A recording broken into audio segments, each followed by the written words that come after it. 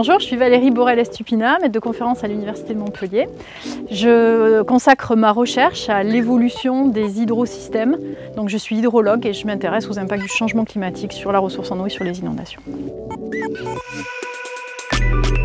Aujourd'hui, on est sur la source du Liroux, qui est un cours d'eau karstique qui s'écoule depuis le nord de Montpellier. Et on va s'intéresser à la question des effets du changement climatique sur les inondations. Quand le GIEC nous annonce plus 3 degrés d'augmentation de la température d'ici à la fin du siècle, en moyenne sur la surface du globe, on s'attend globalement à avoir moins de pluie à l'échelle de l'année, peut-être 10-20% de moins. Et à côté de ça, on s'attend à avoir des événements extrêmes précipitants plus forts.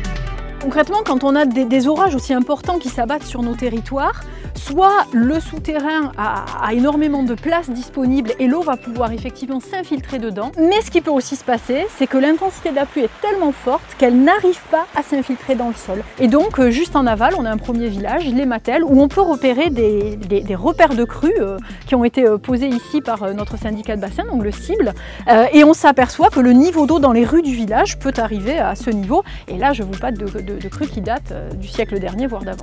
Pour visualiser ce qu'est ce processus de ruissellement, on va faire une petite manip toute simple. Sur une petite intensité de pluie, on va avoir le ruissellement qui va apparaître.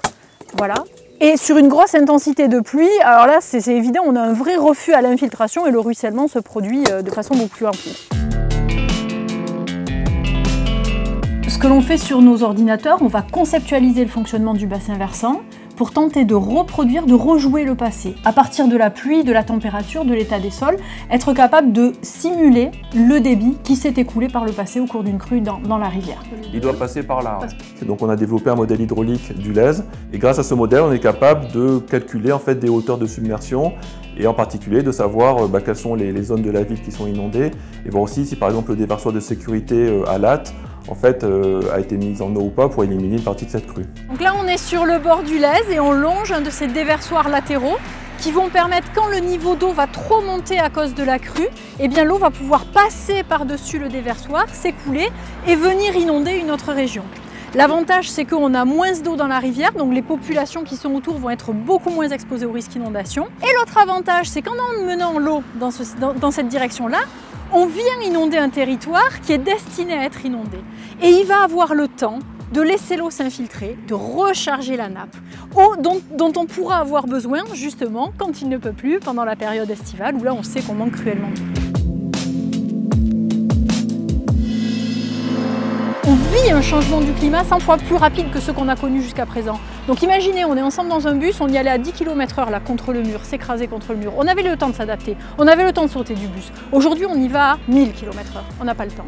Donc il faut agir maintenant, il faut agir vite et il ne faut pas agir seul. Il faut agir avec l'aide de la nature. Parce qu'elle a cette capacité de résilience naturelle, à condition qu'on la laisse faire aussi son travail. D'où l'idée de mixer le faire, le laisser faire, le vert, le bleu, et surtout il faut se saisir du problème et il faut mettre en place des solutions.